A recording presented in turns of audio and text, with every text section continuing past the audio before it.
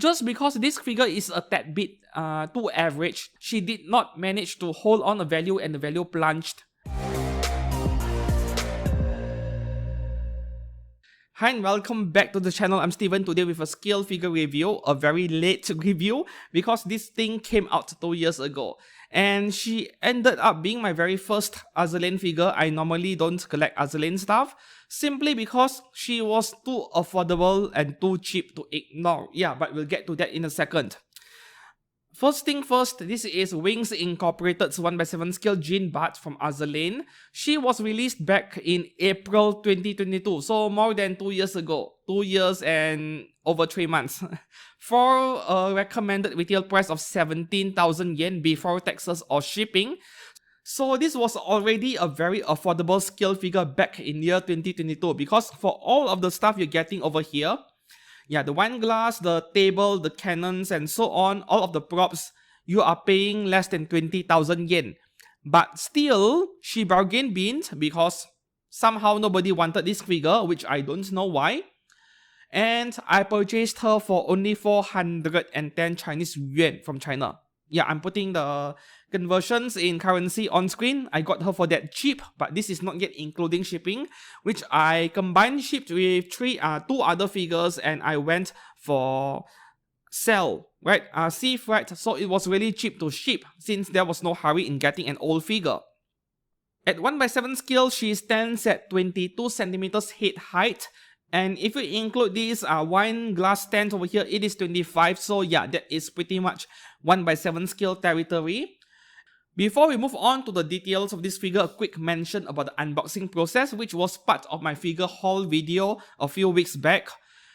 Yeah, the unboxing process was very straightforward. The box design and everything was fine, just normal PVC figure box. But what really surprised me was the lack of parts to put together. For some reason, Wings Incorporated permanently attached this figure to the base, and I said attached, not glued, because I don't think any glue was used to attach the figure permanently to the base. In fact, I think it is possible to forcefully pull the figure out from the base, which I don't think you should, because number one, the figure appears to be permanently glued right up here between her right arm and this desk over here. Yeah, it is glued together.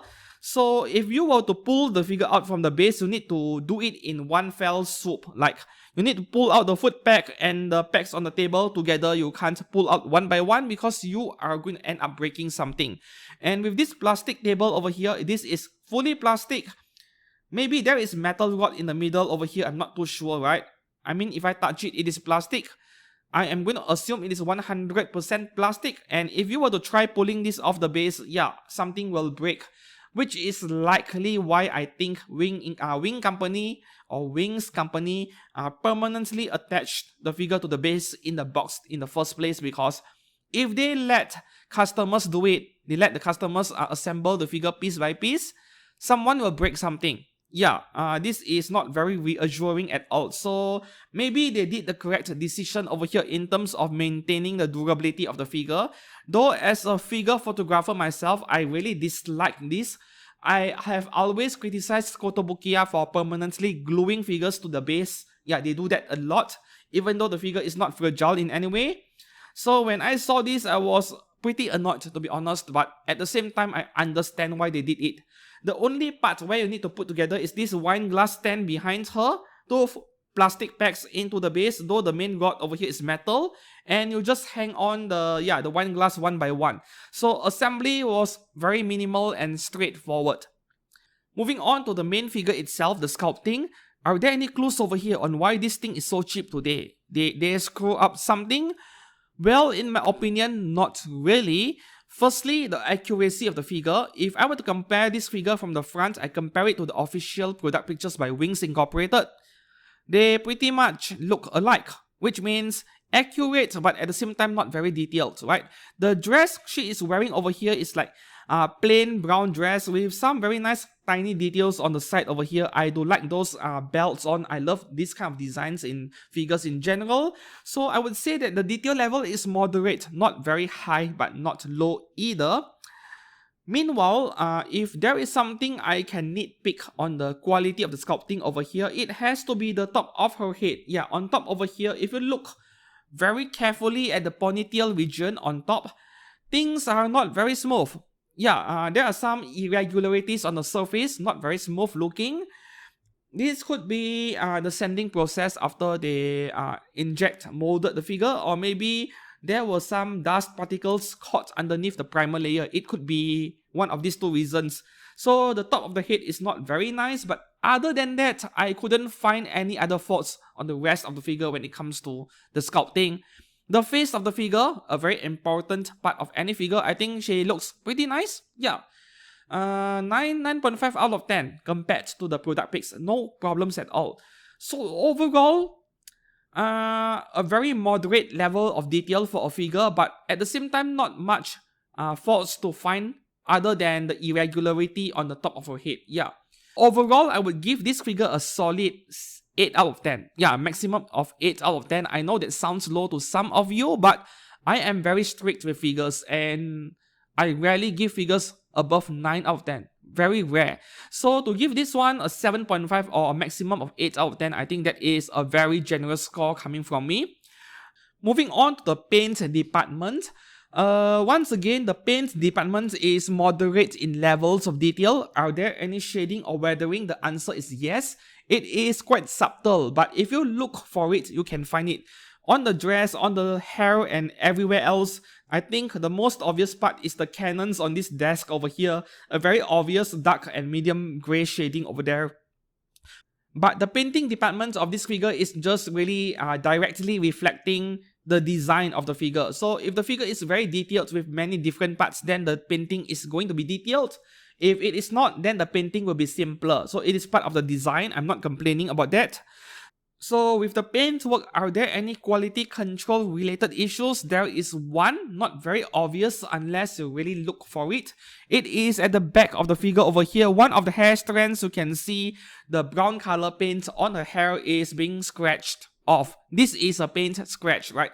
Which is something I look for in every figure when I review them. Though this is once again not something you'll see unless you go and look for it on purpose, and it is near the back of the figure. Otherwise, I can't find any additional scratches on the figure, and there are no ugly paint bleeding or any bad paint work in general. So with the paint work, this is a solid 7.5 or 8 out of 10 as well. Yeah, could be better, but I don't think there is anything else I could fault for on the paint of this figure. I think she is fine the way she is. You need to remember this is a 17,000 yen figure, and this is plenty decent for a figure at this price point. And moving on to the last part of the figure, the base. Yeah, I don't like the base. I don't like the design, this wine red color, which I think does suit the figure very well because she is drinking wine after all. So a wine red base is appropriate, but I don't like the design simply because I like something with a small bit of diorama to it. Yeah, that is just me, by the way.